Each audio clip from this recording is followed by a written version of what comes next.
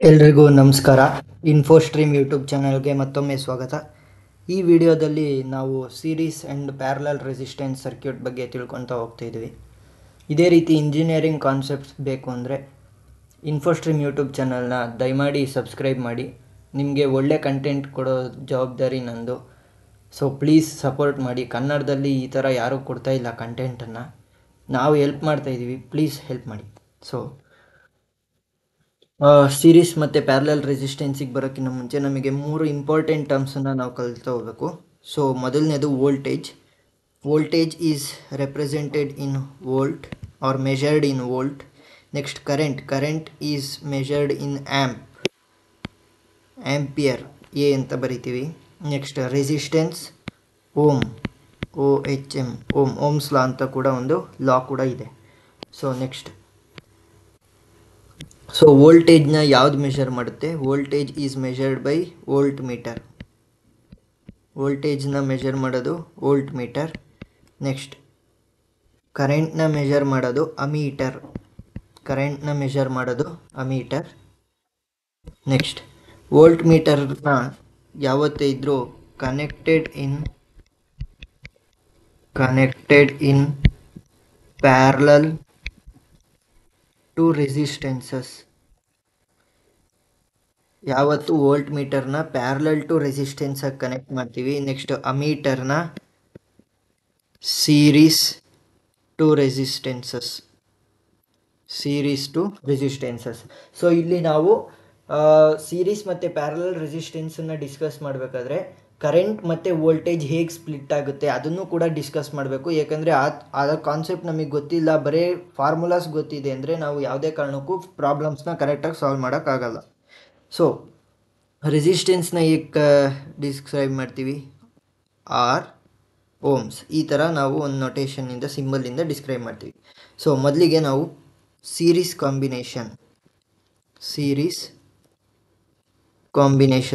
ಕಾಂಬಿನೇಷನ್ನ ನೋಡ್ತಾ ಹೋಗೋಣ.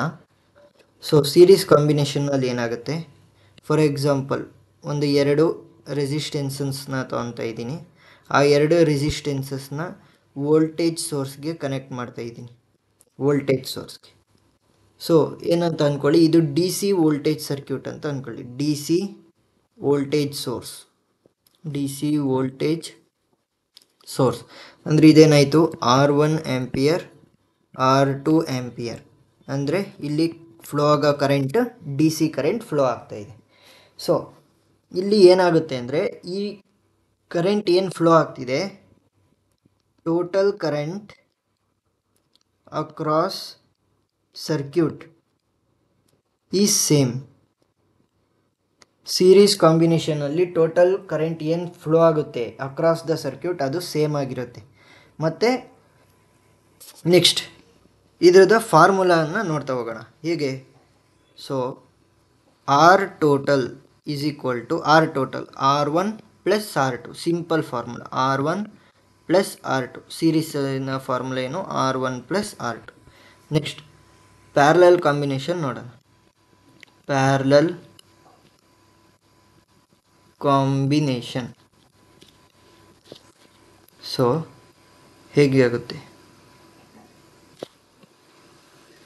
2 ರೆಸಿಸ್ಟೆನ್ಸಸ್ನ ತಗೊಂಡು ಆ ರೆಸಿಸ್ಟೆನ್ಸಸ್ನ ಒಂದು DC ವೋಲ್ಟೇಜ್ ಸೋರ್ಸ್ಗೆ ಕನೆಕ್ಟ್ ಮಾಡ್ತಿದ್ದೀನಿ ಅಂತ ಅಂದ್ಕೊಳ್ಳಿ.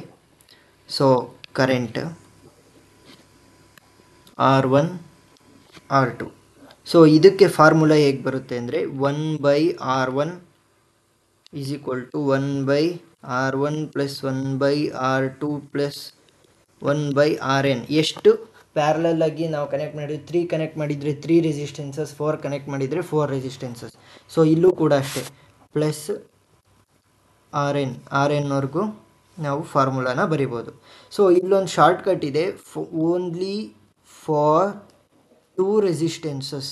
ನಾನು ಡಯಾಗ್ರಾಮಲ್ಲಿ ಕೊಟ್ಟಿರೋ ಥರ 2 ರೆಸಿಸ್ಟೆನ್ಸ್ ಇದ್ದರೆ ಒಂದು shortcut formula R total is equal to R1 R2 by R1 plus R2. 3 resistance ಇದೆ, R1 R2 R3 by R1 plus R2 plus R3 ಹಾಕ್ಕೊತೀನಿ ಅಂದರೆ ಅದು ತಪ್ಪು ಆನ್ಸರ್ ಬರುತ್ತೆ. ಸೊ ನಾವು ಮುಂದೆ ಪ್ರಾಬ್ಲಮ್ನ ಸಾಲ್ವ್ ಮಾಡ್ತೀನಿ. ಅದು ಮಾಡ್ತಾ ಮಾಡ್ತಾ ಇನ್ನೂ ಶಾರ್ಟ್ಕಟ್ಸ್ಗಳನ್ನ ಹೇಳ್ಕೊಡ್ತಾ ಹೋಗ್ತೀನಿ. ಸೊ ಇಲ್ಲಿ ನಾವು ಕರೆಂಟ್ ಹೇಗೆ ಫ್ಲೋ ಆಗುತ್ತೆ ಅಂದರೆ, ಸೀರೀಸ್ ರೆಸಿಸ್ಟೆನ್ಸಲ್ಲಿ total current across the circuit same ಇರುತ್ತೆ.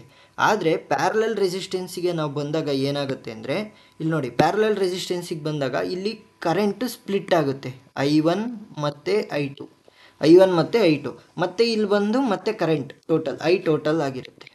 ಸೊ ಏನಾಗುತ್ತೆ ಅಂದರೆ I total is equal to I1 plus I2 plus ಎಷ್ಟು ಇರುತ್ತೆ, ಎಷ್ಟು ರೆಸಿಸ್ಟೆನ್ಸಸ್ನ ನಾವು ಕನೆಕ್ಟ್ ಮಾಡಿರ್ತೀವಿ, ಎಷ್ಟು ರೆಸಿಸ್ಟರ್ಸ್ನ ನಾವು ಪ್ಯಾರಲಲಾಗಿ ಕನೆಕ್ಟ್ ಮಾಡಿರ್ತೀವಿ ಅಷ್ಟಾಗಿ ಸ್ಪ್ಲಿಟ್ ಆಗಿದೆ. ಈಕ್ವಲಾಗಿ ಸ್ಪ್ಲಿಟ್ ಆಗುತ್ತಾ? ಇಲ್ಲ, ಯಾವುದೇ ಕಾರಣಕ್ಕೂ ಕರೆಂಟ್ ಈಕ್ವಲಾಗಿ ಸ್ಪ್ಲಿಟ್ ಆಗ್ತಾ ಹೋಗಲ್ಲ, ಅದರ ರಿಕ್ವೈರ್ಮೆಂಟ್ ಪ್ರಕಾರ ಹೋಗ್ತಾ ಹೋಗುತ್ತೆ. ಸೊ ಕರೆಂಟು ಸ್ಪ್ಲಿಟ್ ಆಗುತ್ತೆ ಯಾವುದರಲ್ಲಿ? ಪ್ಯಾರಲಲ್ ಕಾಂಬಿನೇಷನಲ್ಲಿ. ಸೊ ನೆಕ್ಸ್ಟ್ ವೋಲ್ಟೇಜ್ ಏನಾಗುತ್ತೆ? ಸೊ ವೋಲ್ಟೇಜು ಸೀರೀಸಲ್ಲಿ ಏನಾಗುತ್ತೆ, ಫಾರ್ ಎಕ್ಸಾಂಪಲ್ ಇಲ್ಲಿಂದ ವೋಲ್ಟೇಜ್ ಸೋರ್ಸ್ನ ನಾವು ಕಳಿಸಿದ್ವಿ ಅಂತ ಅಂದ್ಕೊಳ್ಳಿ, ನೆಗೆಟಿವ್ ಟು ಪಾಸಿಟಿವ್ ಕ್ಲಾಕ್ ವೈಸಲ್ಲಿ ಕಳಿಸಿದ್ವಿ ಅಂತ. ನೆಗೆಟಿವಿಂದ ಪಾಸಿಟಿವ್ ಬರಬೇಕಾದ್ರೆ ಇಲ್ಲಿ V1 V2, ಸೊ ನಮಗೆ ಟೋಟಲ್ ಏನಾಯಿತು, V is equal to V1 plus V2 plus VN. ಎಷ್ಟು ರೆಸಿಸ್ಟೆನ್ಸಸ್ನ ನಾವು ಆ್ಯಡ್ ಮಾಡ್ತೀವಿ ಅಷ್ಟು. ಸೊ ಪ್ರತಿಯೊಂದು ರೆಸಿಸ್ಟೆನ್ಸ್ಗೂ ಸ್ಪ್ಲಿಟ್ ಆಗ್ತಾ ಹೋಗುತ್ತೆ. ಈಕ್ವಲಾಗಿ ಸ್ಪ್ಲಿಟ್ ಆಗುತ್ತಾ ವೋಲ್ಟೇಜು? ಇಲ್ಲ, ಯಾವುದೇ ಕಾರಣಕ್ಕೂ ಈಕ್ವಲಾಗಿ ಸ್ಪ್ಲಿಟ್ ಆಗಲ್ಲ. ಆದರೆ ಇಲ್ಲಿ ನಾವು ಪ್ಯಾರಲಲ್ ರೆಸಿಸ್ಟೆನ್ಸಿಗೆ ಬಂದಾಗ ಏನಾಗುತ್ತೆ ಅಂದರೆ, ಇಲ್ಲಿ ಏನು ವೋಲ್ಟೇಜ್ ನಾವು ಸೋರ್ಸ್ನ ಕೊಟ್ಟಿರ್ತೀವಿ ಅದೇ ವೋಲ್ಟೇಜ್ R1ಅಲ್ಲೂ ಇರುತ್ತೆ, R2ಅಲ್ಲೂ ಇರುತ್ತೆ. ನೀವು ಎಷ್ಟೇ ರೆಸಿಸ್ಟೆನ್ಸಸ್ನ ನೀವು ಪ್ಯಾರಲಲಾಗಿ ಕನೆಕ್ಟ್ ಮಾಡಿದ್ರೂ ಸೇಮ್ ವೋಲ್ಟೇಜು ಎಲ್ಲ ರೆಸಿಸ್ಟರ್ಸ್ಗಳಲ್ಲೂ ಶೇರ್ ಆಗುತ್ತೆ, ಯಾವುದೇ ಕಾರಣಕ್ಕೂ ಸ್ಪ್ಲಿಟ್ ಆಗಲ್ಲ. ಸೊ ಒಂದು ಕಾನ್ಸೆಪ್ಟನ್ನ ಏನು ನಾವು ತಿಳ್ಕೊಬೇಕು ಅಂದರೆ, ವೋಲ್ಟೇಜ್ ವೋಂಟ್ ಫ್ಲೋ, ಯಾವುದೇ ಕಾರಣಕ್ಕೂ ವೋಲ್ಟೇಜ್ ಕರೆಂಟ್ ಥರ ಫ್ಲೋ ಆಗಲ್ಲ. ಯಾಕಂದರೆ it makes the current to flow, it makes the current to flow. Voltage ಅಂದ್ರೇನು? Voltage is the potential difference between the two ends of the conductor. ಎರಡು end of the conductor ಮಧ್ಯೆ ಇರೋ potential difference. ಅದರ ಪ್ರೆಷರಿಂದ electrons move ಆಗುತ್ತೆ, ಆ electrons move ಆಗೋದ್ರಿಂದ current flow ಆಗುತ್ತೆ, ಯಾವುದೇ ಕಾರಣಕ್ಕೂ ವೋಲ್ಟೇಜ್ ಫ್ಲೋ ಆಗಲ್ಲ. ಇದನ್ನು ತಲೆಯಲ್ಲಿ ಇಟ್ಕೊಂಡಿರಿ. ಸೊ ಇದನ್ನು ಈಸಿಯಾಗಿ ಸಮ್ಮರೈಸ್ ಮಾಡಬೇಕು ಅಂದರೆ, ಕರೆಂಟು ಸೀರೀಸಲ್ಲಿ ಶೇರ್ ಆಗಲ್ಲ, ಸೇಮ್ ಇರುತ್ತೆ. ಆದರೆ ಪ್ಯಾರಲಲ್ಲಿ ಡಿವೈಡ್ ಆಗುತ್ತೆ. ವೋಲ್ಟೇಜು ಸೀರೀಸಲ್ಲಿ ಡಿವೈಡ್ ಆಗುತ್ತೆ, ಪ್ಯಾರಲಲ್ಲಿ ಸೇಮ್ ಇರುತ್ತೆ. ಸೊ ರೆಸಿಸ್ಟೆನ್ಸ್ ಫಾರ್ಮುಲಾ ನೋಡಿದ್ದೀವಿ, ರೆಸಿಸ್ಟೆನ್ಸ್ ಇನ್ ಪ್ಯಾರಲಲ್ ಫಾರ್ಮುಲಾ ಮತ್ತು ಸೀರೀಸ್ ಫಾರ್ಮುಲಾ ನೋಡಿದ್ದೀವಿ. ಸೊ ಕಾನ್ಸೆಪ್ಟನ್ನ ಅರ್ಥ ಮಾಡ್ಕೊಳ್ಳಿ. ನೆಕ್ಸ್ಟ್ ವೀಡಿಯೋಸಿಂದ ನಾವು ಪ್ರಾಬ್ಲಮ್ ಕೂಡ ಸಾಲ್ವ್ ಮಾಡ್ತಾ ಹೋಗೋಣ. ಸೊ ಅರ್ಥ ಆಗಿದೆ ಅಂದ್ಕೊತೀನಿ. ಪ್ಲೀಸ್ ಶೇರ್ ಮಾಡಿ, ಸಬ್ಸ್ಕ್ರೈಬ್ ಮಾಡಿ, ಇನ್ನೂ ಹೆಲ್ಪ್ ಮಾಡಿ ನಮಗೆ ಇನ್ನೂ ಗ್ರೋ ಆಗೋದಕ್ಕೆ. So thank you.